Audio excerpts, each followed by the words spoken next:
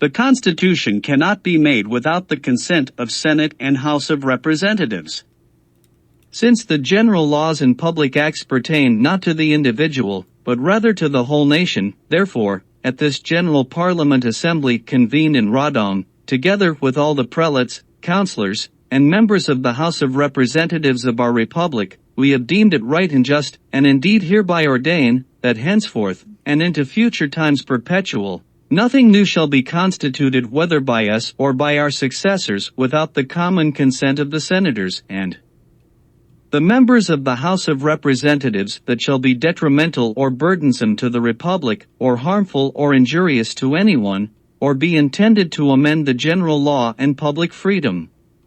One might think that it is a part of the United States Constitution or some other modern democracy, but it is part of Constitution Nihil Novi, created in 1505 AD in Polonia, the country in the center of Europe, conceived by baptism on April 14, 966 and organized by the Catholic Church. Polonia citizens realized very quickly that ethnicity is not the same as nation, and they created one nation under God where every person has God-given human rights regardless of their ethnic background, status, fate, or gender.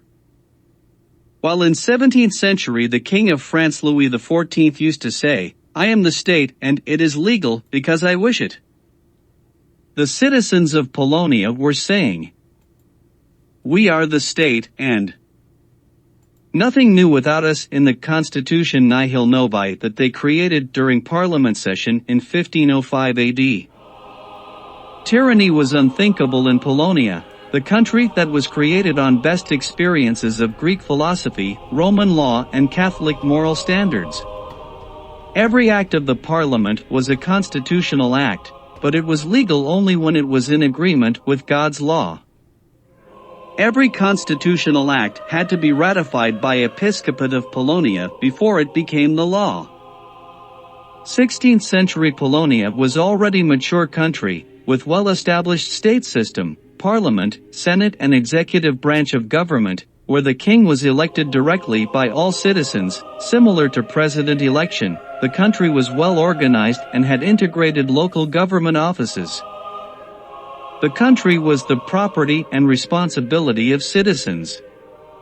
Polonia was managed by own citizens, not by some hired professionals. It was mandatory for every citizen to do public service without any compensation. Every citizen of Polonia was obligated to know the law and to enforce the law right on spot. The constitutional acts needed only around 1,000 pages for the whole country, and the country was 1 million square kilometers equals 386,102.1586 square miles large, the largest in Europe. To give you an example, it was 12 times larger than today's Austria, 35 times larger than today's Belgium, 1.5 times larger than today's France, 3 times larger than today's Germany, over 3 times larger than today's Italy, 4 times larger than today's England, and over 3 times larger than today's Poland. Polonia territorial growth came only by signing up to the Union and sharing Catholic values. We are guided by love. We do not initiate burglary wars, but we take care of the weak. The Union in Horodlo on October 2, 1413 begins with the words, "In the name of the Lord, Amen," for eternal memory. Whoever does not rely on love will not experience the grace of salvation. One love does not work in vain, radiant in itself, it quenches envy, reduces resentment, gives peace to all, joins the separated, lifts the fallen, smooths the unevenness, supports everyone, offends no one, and whoever takes refuge under her wings will be safe and will not be afraid of anyone's threats. Love creates laws, rules kingdoms, establishes cities, leads to the good condition of the Republic of Poland, perfects the virtues of the virtuous, and whoever despises it will lose everything. There was no official language. But the state official documents were written in Latin and translated to local languages, so the government office corresponded with all local governments in their own ethnic language. Everywhere else, in France, Moscow, England, and its colonies, all German lands, there were absolute tyrannies, where the properties, goods, and even people in some places were owned by the state. The tyrannic rulers owned everything, even nobles did not own land and even had to ask permission of their superiors to get married, give right to use land to their children, etc. Polonia was different. Every person living in Polonia had human rights regardless of political status. Here is an example from our early history.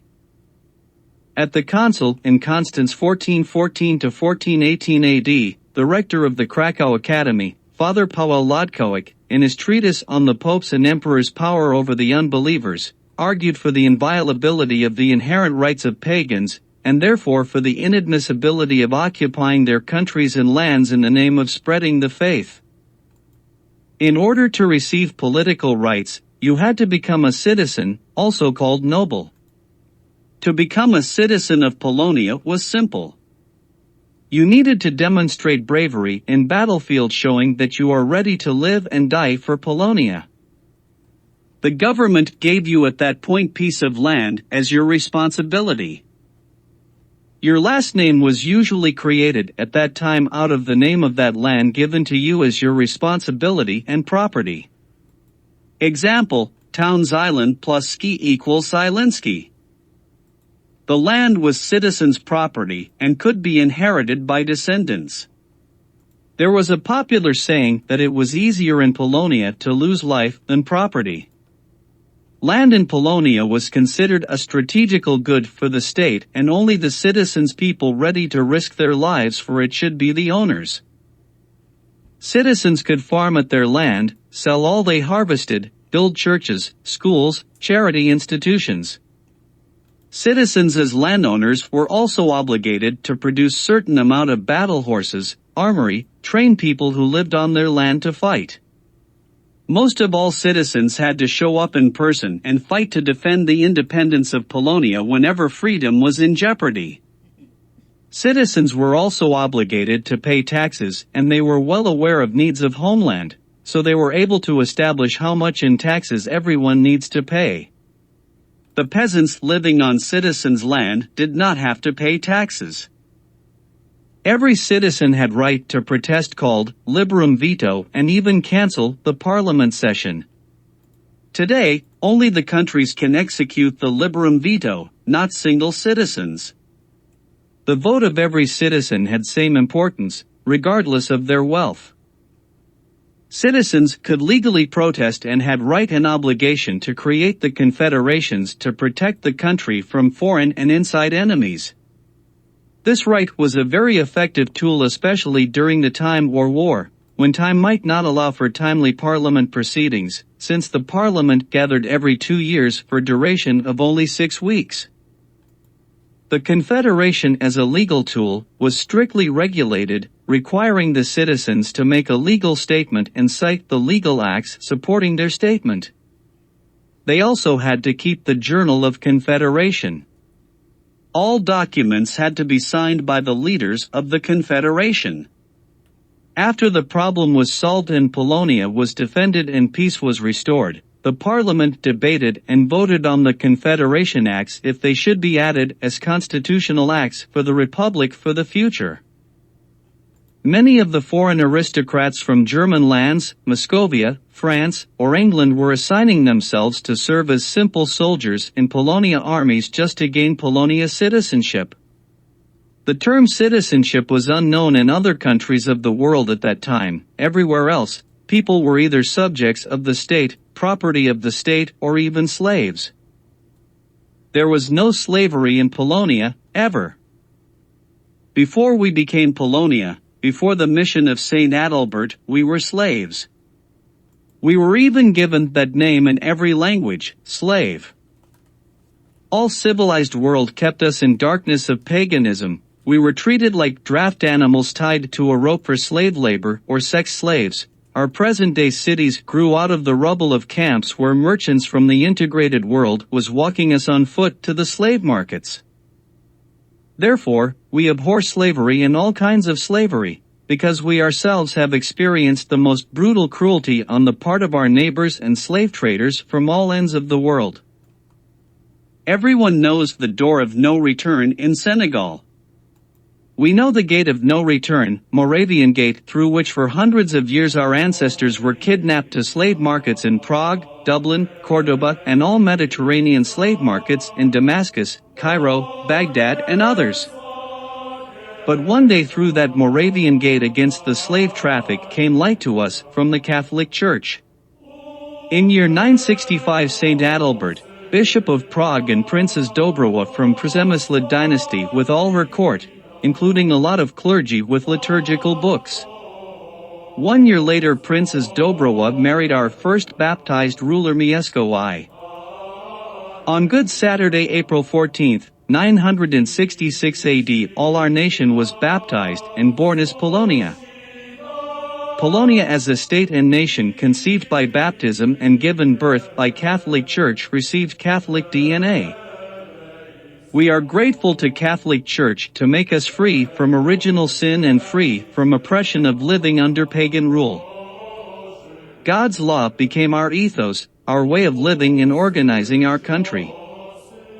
Therefore, all Polonia citizens who came to the USA at its birth after 1776 AD were very upset by the fact that man can own another man, and they strongly opposed it.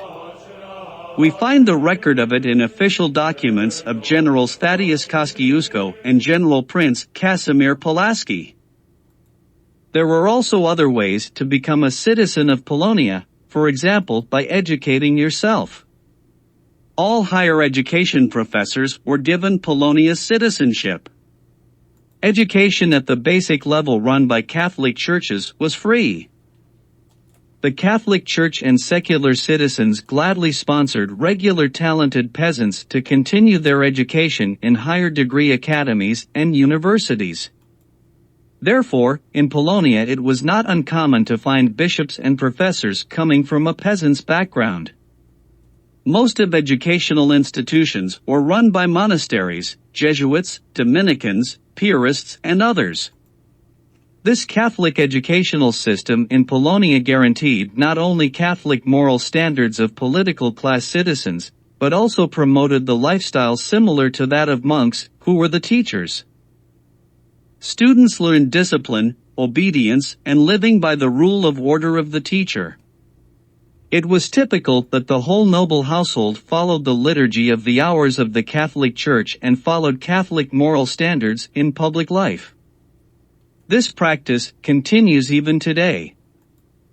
The wealthiest of Polonia, approximately 1% of citizens, the aristocracy, usually educated their youth abroad, where the graduates brought back and shared with their families the non-Catholic ideology, popular in the rest of the world. On many occasions, the richest were also given titles of baron, count etc. by foreign governments while receiving the salary. Such in practice was not permitted in Polonia, but it was difficult to enforce. Eventually most of the members of that richest group alienated themselves from the rest of the Polonia nation.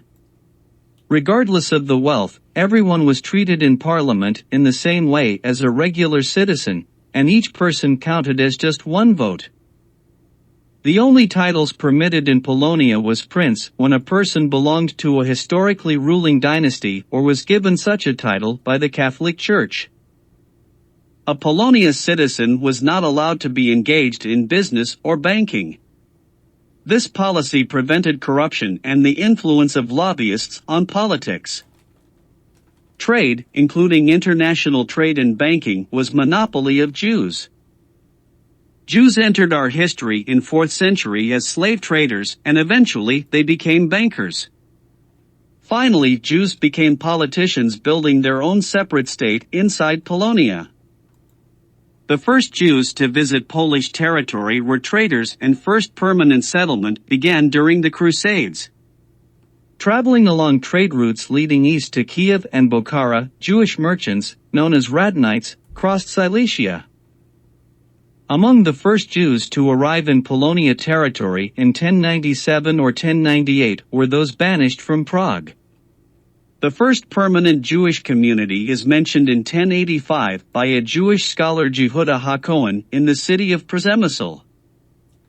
Coins minted in 1181 AD for Polish King Mieszko III, found near Włocławek, have inscriptions in Hebrew, as well as in Polish and Canaan, written in Hebrew letters. Since the birth of Polonia as a country and nation in year 966 AD by baptism, the Jews had a choice to join the political class and become citizens of Polonia. After baptism, the Jews received nobility family crest, land with responsibility to defend it, and a last name related to it. As all citizens, the political class, they had to give up business and banking. Not all of the Jews wanted to risk their life for Polonia and rather preferred to continue their business and banking lifestyle. Jews were able to negotiate for themselves a lot of privileges and state protection, first officially proclaimed in year 1264 AD in an act called Statute of Collegia. Polonia became Paradisus Judaeorum, and therefore Jewish from around the world fled mainly to Polonia. In the 16th century, already 3/4 of all Jews living in the world lived in Polonia. The rest of the world was treating Jews very harshly. Jews were expelled 47 times, from many places in Europe within last 1,000 years. Here are some examples. 1012, Roman Emperor Henry II expels Jews from Mainz. 1288, Regent of the Kingdom of Naples, Robert d'Artois, orders Jews to be expelled from all of southern Italy. 1290, the King of England, Edward I, issues an edict to expel the Jews. All the Jews, about 16,000, were loaded onto ships and sent to the continent. Only a few arrived, because most of them were robbed and then drowned. 1346, Jews from Basel in Switzerland were expelled. 1360, Jews were expelled from Hungary. 1394, Jews were expelled from France. 1421, Jews were expelled from Austria.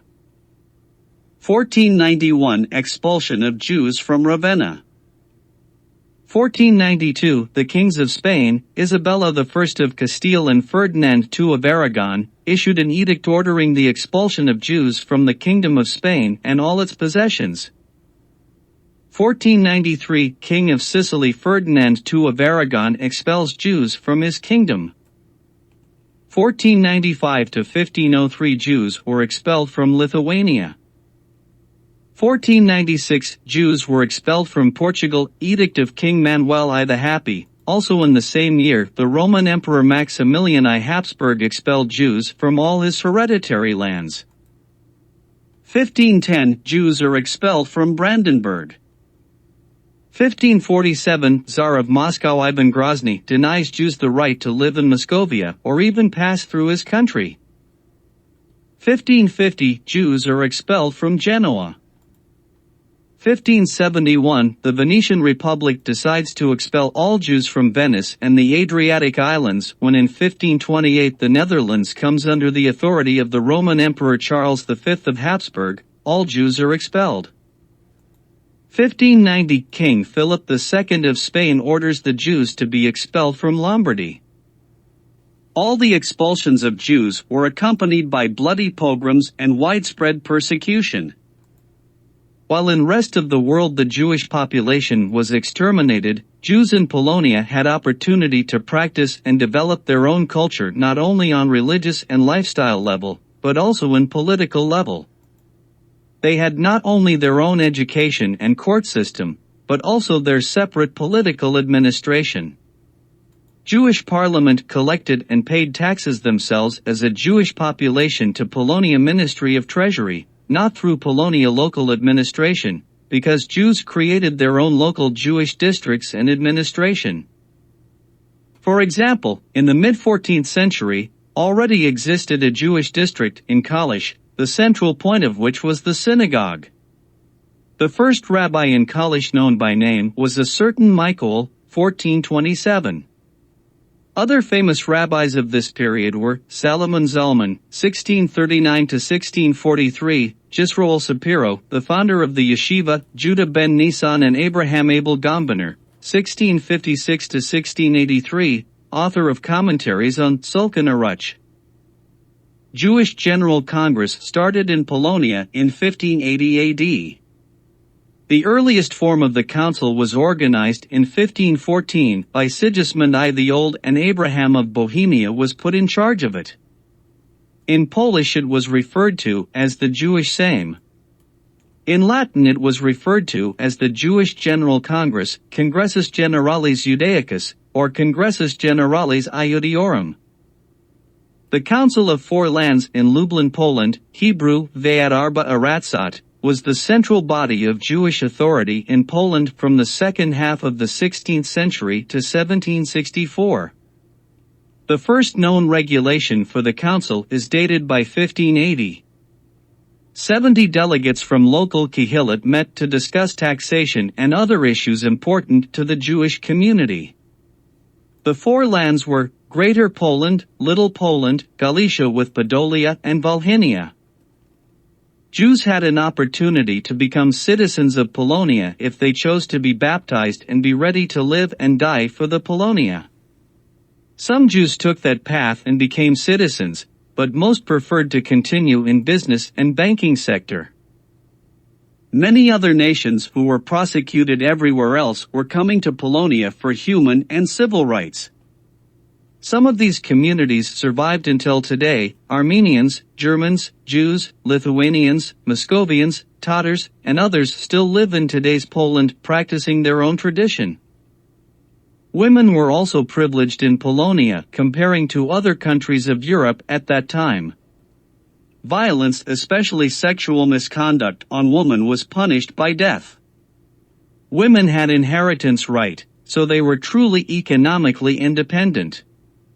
Daughters of citizens were automatically citizens of Polonia, while sons had to be certified by fathers that they are their legitimate sons.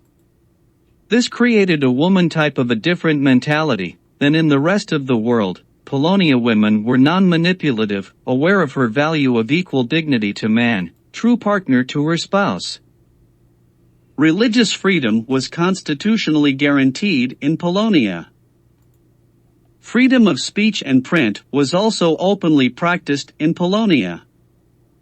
The cultural difference between Polonia and rest of Europe at that time was exposed probably most obviously when Henri de Valois, French prince, was elected king of Polonia in May 11, 1573.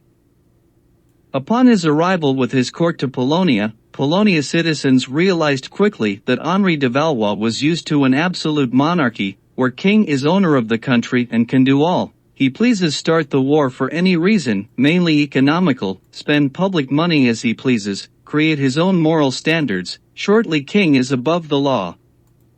This was not permitted in Polonia. Therefore, before coronation on February 21, 1574 of Prince Henry, he was given documents to sign, handwritten articles and Pacta Conventa, where he learned that in Polonia, the king has to obey by the law stated in all constitutions of Polonia. For example, he has to respect freedom of religion constitutionally guaranteed in Polonia, that all the acts of war and peace have to be approved by parliament. Polonia territory expands only if some country wants to join Polonia in the Union, not by military conquest. As a result, Henri de Valois, French prince, king of Polonia, secretly escaped back to France at night on June 18, 1574 in hopes to inherit the French throne, since his brother died on May 30, 1574. Unfortunately, Henri de Valois was assassinated in France on August 2, 1589. Polonia was very a prosperous, vibrant and modern country, even in today's standards. Everyone had opportunity to develop their talents and become prosperous personally regardless of their social status. Many foreigners were escaping to Polonia for living under rule of law, not under tyranny of absolute monarchies. They were coming not only to avoid oppressions in their homeland, but were also arriving for many privileges unknown anywhere else, such as religious freedom, human and civil rights, and free trade. Polonia played main role in reuniting Catholic Church after fall of Constantinople.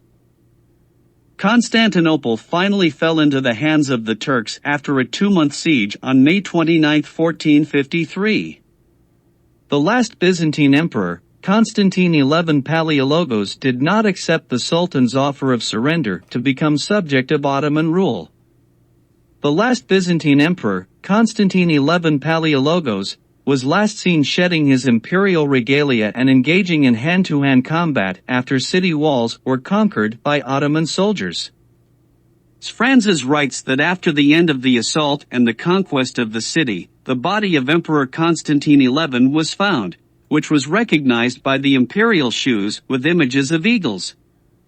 The Sultan ordered the head of Constantine to be displayed in the hippodrome and the body to be buried with imperial honors. According to Ducas, the head of Constantine XI was placed on a column in the Forum of Augustus. Fall of Constantinople caused Eastern Rite Catholic Church to fall under Ottoman rule. With the death of the last Roman Emperor Constantine XI, the Byzantine Empire ceased to exist. The imperial lands became part of the Ottoman state. The Sultan granted Greeks living in Constantinople the right to autonomy within the new empire, and appointed the Orthodox Patriarch Gennadios, responsible directly to him, the head of the community under the Rum millet system. The Sultan himself, recognizing himself as the successor of the Byzantine emperor, took the title of Kaisar-i Rum, Caesar of Rome. This title was held by all Turkish sultans until the end of the First World War. The Union of Brest 1595–96 was the decision of the Ruthenian Orthodox Church eparchies, dioceses, in the Polish-Lithuanian Commonwealth to break relations with the Eastern Orthodox Church, under Ottoman regime, and to enter into communion with, and place itself under the authority of the Pope of Rome. The Union of Brest in 1595–96 established the Ruthenian Uniate Church, which currently still exists. The Union of Brzesk, Brest, 1595 AD was solemnly and publicly proclaimed in the Hall of Constantine in the Vatican. Canon Eustachi Wolowicz, of Vilnius, read in Ruthenian and Latin the letter of the Ruthenian Episcopate to the Pope, dated June 12, 1595. Cardinal Silvio Antoniani thanked the Ruthenian Episcopate in the name of the Pope, and expressed his joy at the happy event. Then Hippasi Posij, Bishop of Volodymyr, in his own name and that of the Ruthenian Episcopate, read in Latin the formula of abjuration of the Greek schism. Bishop Cyril Terlecki of Lutsk read it in Ruthenian, and they affixed their signatures. Pope Clement VIII then addressed to them an allocution, expressing his joy and promising the Ruthenians his support. A medal was struck to commemorate the event, with the inscription, Ruthenis Receptis. On the same day, the bull Magnus Dominus et Laudabilis Nimis was published announcing to the Roman Catholic world the first time Ruthenians were in the unity of the Roman Church. The bull recites the events which led to the union, the arrival of Posij and Terlecki at Rome, their abjuration, and the concession to the Ruthenians that they should retain their own right, saving such customs as were opposed to the purity of Catholic doctrine and incompatible with the communion of the Roman Church. On February 7, 1596, Pope Clement VIII addressed to the Ruthenian Episcopate the brief Benedictus Sit Pastor Albonus, enjoining the convocation of a synod in which the Ruthenian bishops were to recite the profession of the Catholic faith. Various letters were also sent to the Polish king, princes, and magnates exhorting them to receive the Ruthenians under their protection.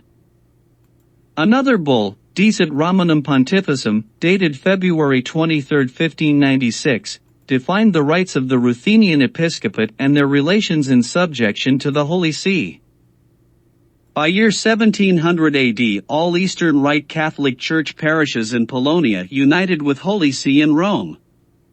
It was solely effective in evangelization, not supported by neither any political nor military action of Polonia. This caused violent action of schismatics from Istanbul and Moscow supported by bankers, who hired terrorists to torture and kill the most active priests engaged in growing the Union.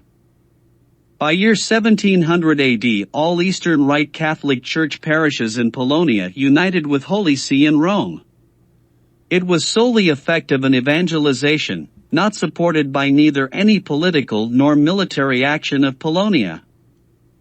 The Uniate Catholic Church performs worship in the Byzantine Rite, but in full accordance with the teachings of the Latin Church and is subordinate to the Pope.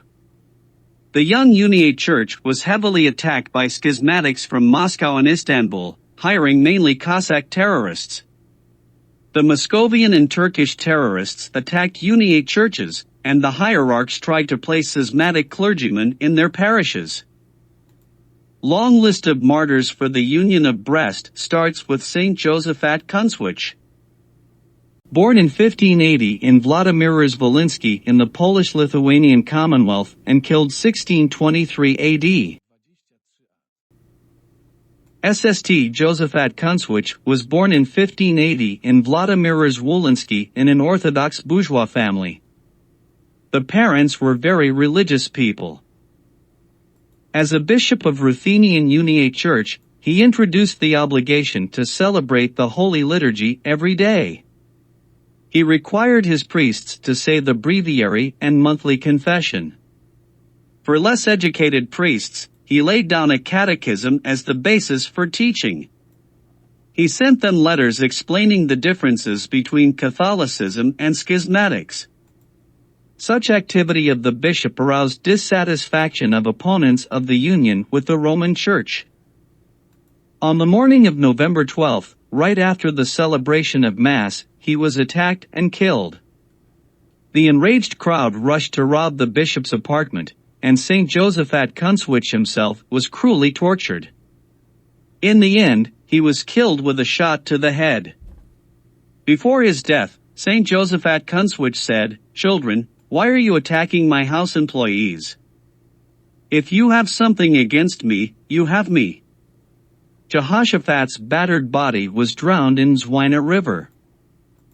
The canonical process began immediately.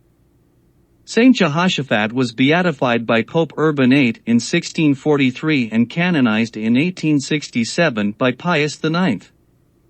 He is the patron of the Diocese of Siedlce, Drohyczyn, Ruthenia, Lithuania, Vilnius and the Order of Basilians.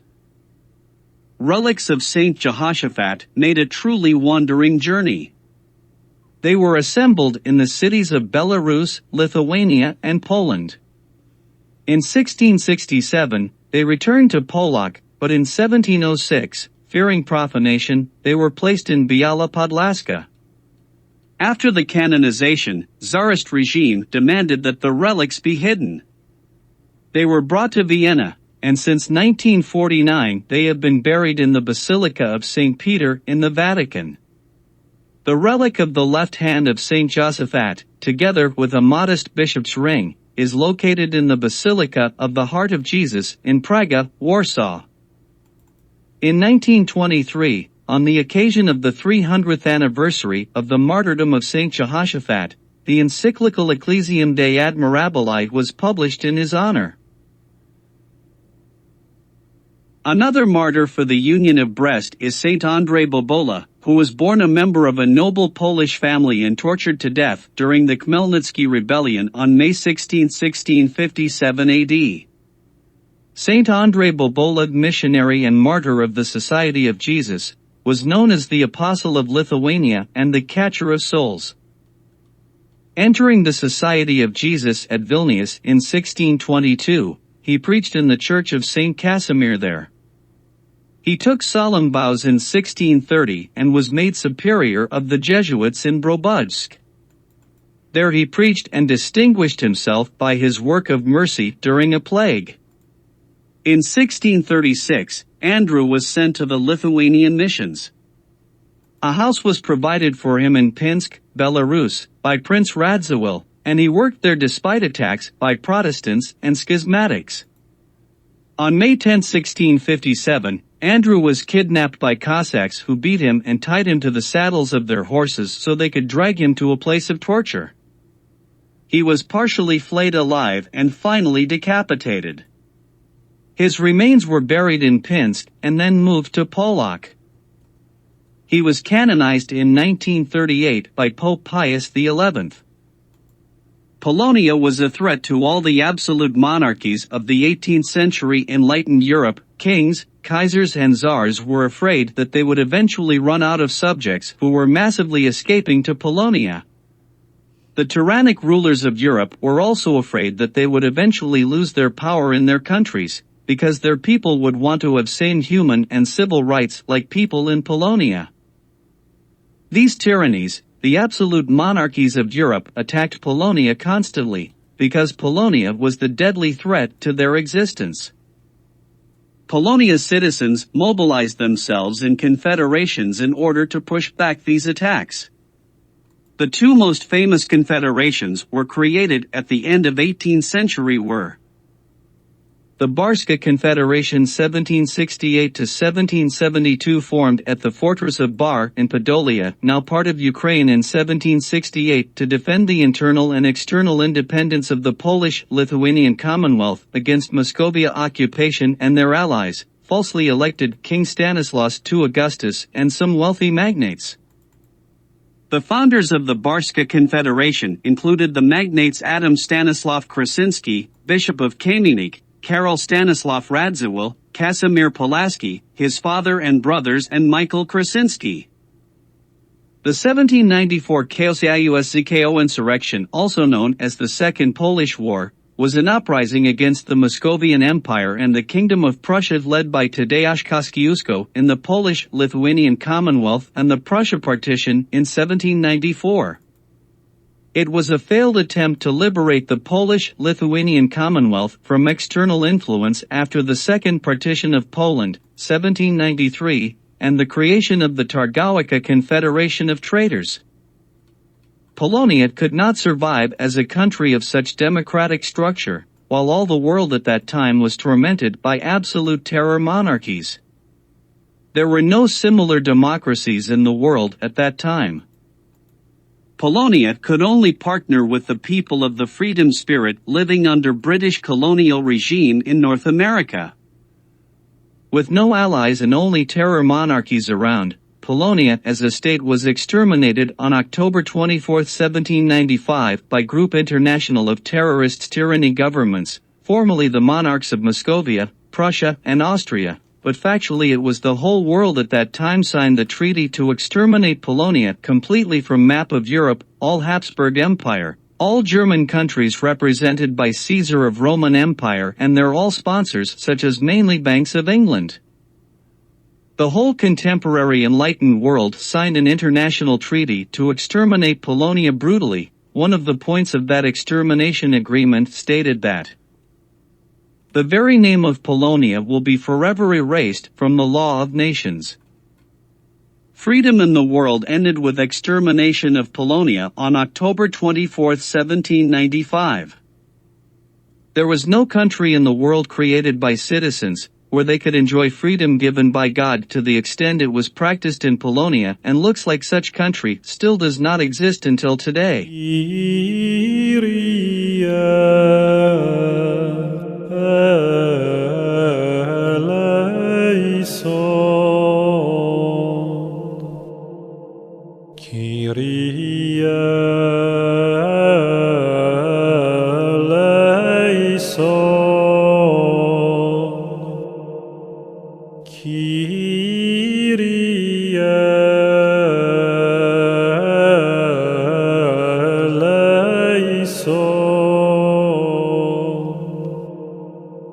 Christe eleison,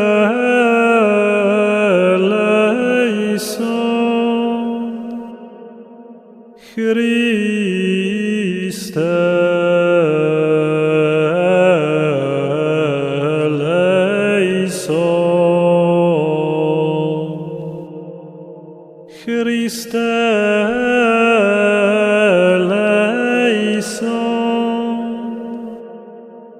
Kyrie eleison,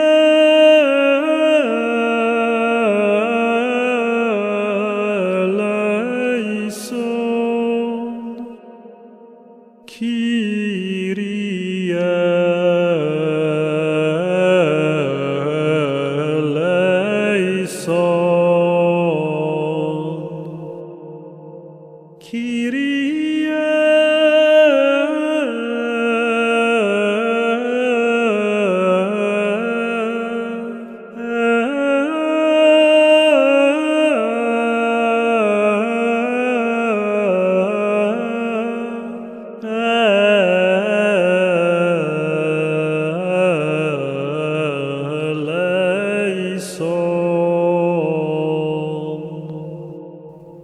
After extermination of Polonia as a state, our citizens of Polonia, especially the most active in fighting for independence of Polonia, started going into exile to continue the fight for freedom from all tyrannies everywhere. They also came to America.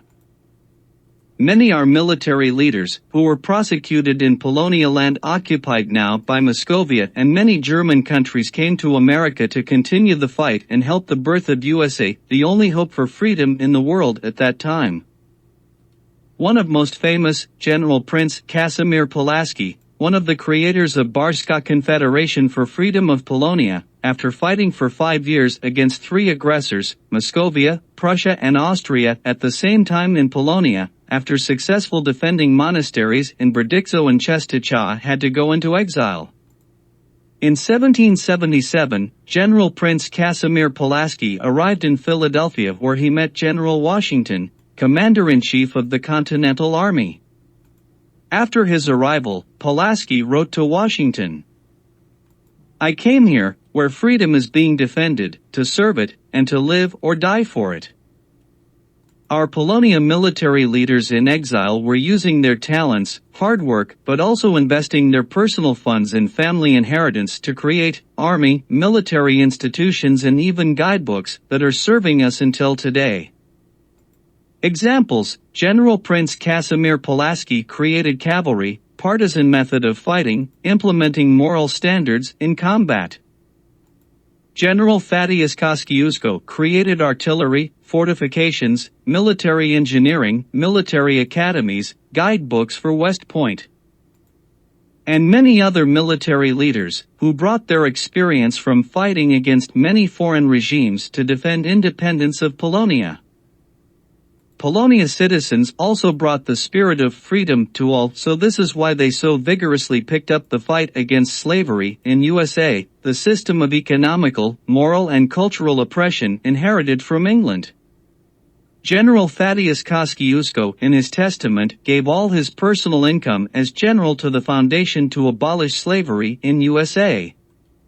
Unfortunately, these funds were corrupted by executors of his last will. Since the international extermination of Polonia on October 24, 1795, many Polonia citizens kept on coming to many countries in the world, including USA, to support American freedom and democracy in accordance with the principle promoted by our leaders. For our freedom and for yours. We learned that we cannot be free when there is in existence any kind of tyranny, because when not resisted it will grow over the borders everywhere else, just like fungus, and will contaminate even the best designed democratic system. We start with educating and forming every citizen with strong moral Catholic standards, so each of us wherever we are can stand up for the God's given freedom to every person when freedom is in jeopardy. Freedom is the fundamental value, so we all can develop and enrich one another with all God's gifts and talents given to each of us individually. Freedom is for love, said St. Pope John Paul II. St. Pope John Paul II also said in his address to UNESCO on June 2, 1980, "I am the son of a nation which has lived the greatest experience of history, which its neighbors have condemned to death several times, but which has survived and remained itself. It has kept its identity, and it has kept, in spite of partitions and foreign occupations, its national sovereignty, not by relying on the resources of physical power, but solely by relying on its culture. This culture turned out in the circumstances to be more powerful than all other forces. We are guided by love, we do not initiate burglary wars, but we take care of the weak." The Union in Horodlo on October 2, 1413 begins with the words, "In the name of the Lord, Amen. For eternal memory." Whoever does not rely on love will not experience the grace of salvation. Love does not work in vain, radiant in itself, it quenches envy, reduces resentment, gives peace to all, joins the separated, lifts the fallen, smooths the unevenness, supports everyone, offends no one, and whoever takes refuge under her wings will be safe and will not be afraid of anyone's threats. Love creates laws, rules kingdoms, establishes cities, leads to the good condition of the Republic of Polonia, perfects the virtues of the virtuous, and whoever despises it, will lose everything. Looking at this very detailed map of Polonia created by French cartographs right before Polonia extermination brings the thought that it is so detailed, because someone was hired to make an inventory for the future thieves. This map of Polonia being so detailed may help you to find out if you may be one of the descendants of the Polonia citizens who came to USA to continue fight for freedom. You may live in the town that was started by Polonia citizens. Some names of towns in Polonia may have been copied directly from Polonia to USA. You probably heard names like Warsaw, Częstochowa, Krakow and many places in USA. But there are many others less famous that are shown on this map. Your last name may be also a good point to start the research where your family came from. If your name ends with ski, ska, ix, its, or sky, it can also point to your place of its origin. The obvious place to start to locate the origins of names like Warsawski, Krakowski, Tarnowski, Zamoyski. But what if your name comes from less popular town like for example, Baranowicz from Baranowice, Zelkiuski from Zalkiu, Winicki from Winica, Broklowski from Broklaw, Wodzuski from Wids, Polaki from Polak, Zylinski from Zylan. Some of last names sound exactly like the names of these places. Every one of these towns and villages on this map gave the name to the family that was defending it with its life, building it and managing it for hundreds of years for the well-being for all people living there. Some private properties may have been as big as territory of Belgium, Holland or Denmark, so you can imagine what kind of skills were needed to run such property and what skills you might have inherited from experience of your ancestors. You can check if one of these towns or villages used to be owned by your family. You might be surprised that your family name may still be carved in rock in some of these places since hundreds of years.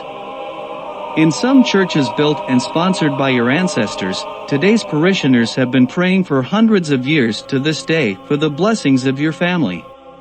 Polonia is still sparkling freedom around the world.